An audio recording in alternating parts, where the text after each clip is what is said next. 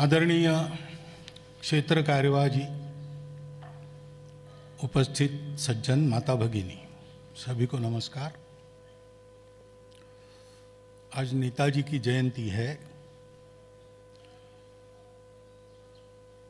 और हम उनका प्रतिवर्ष इस दिन तो स्मरण करते ही हैं। सारे भारत में ऐसे कार्यक्रम होते हैं।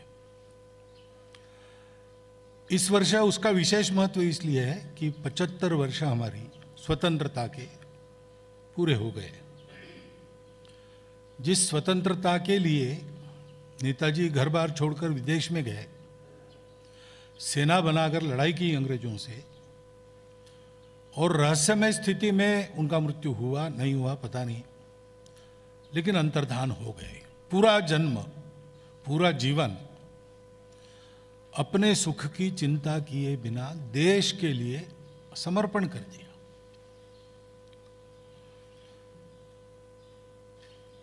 तो स्वतंत्रता के 75 वर्ष नहीं होते तो भी हम स्मरण करते ही ऐसे व्यक्ति का। उनका पूरा जीवन ही हमारे लिए अनुकरणीय जीवन है,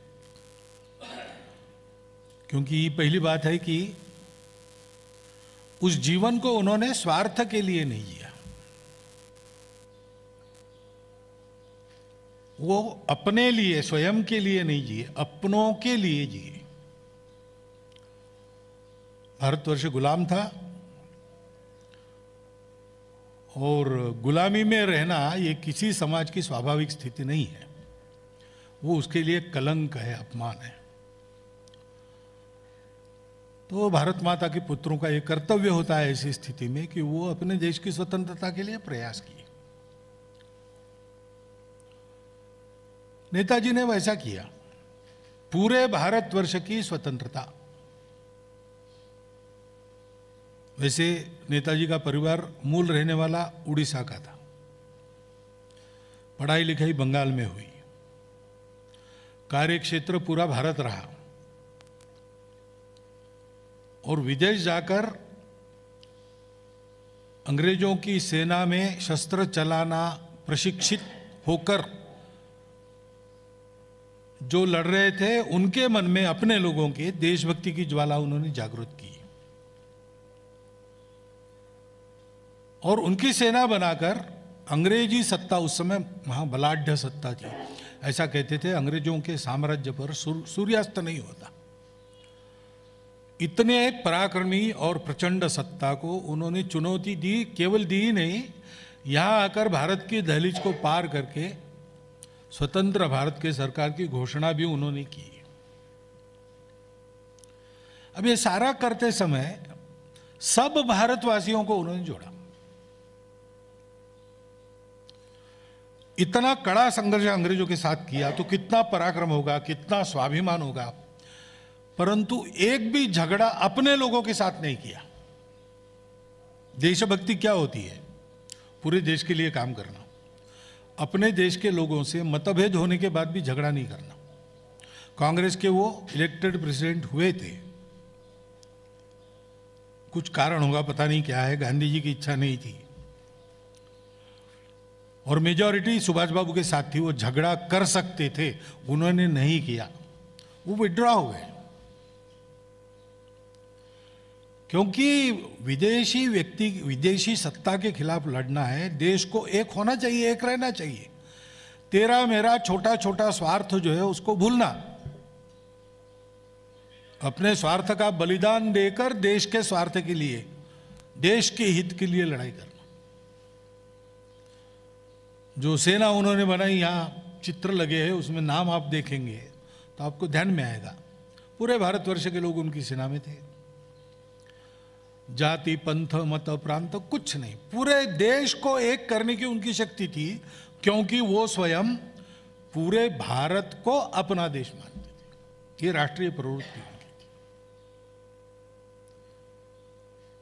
तो देशभक्ति और अपने देश की एकात्मता की स्पष्ट कल्पना और साथ साथ उसके लिए सर्वस्व समर्पण करने की प्रवृत्ति, सब कुछ दे दिया।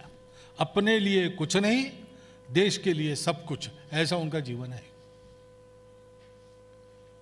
और प्रेरणा उनकी अपने देश की सब कामों की प्रेरणा रहती है, वैसे उनकी भी प्रेरणा आध्यात्मिक प्रेरणा थी। उनका साहित्य पढ़ेंगे आप तो आपको ध्यान में आएगा। वो तो एक बार हिमालय में चले ही गए थे उनकी जवानी में। तो ऐसी एक आध्यात्मिक प्रेरणा धारण करके संपूर्ण भारत जो अपनी मातृभूमि है उसके लिए सर्वस्व बलिदान करना, ये काम उन्होंने किया। उस समय हम गुलाम थे तो इसका उपयोग स्वतंत्रता के लिए हुआ, लेकिन देश को बड़ा करना है और देश को बड़ा बनाए रखना है तो देश में ऐसे व्यक्तियों की जरूरत हमेशा रहती है।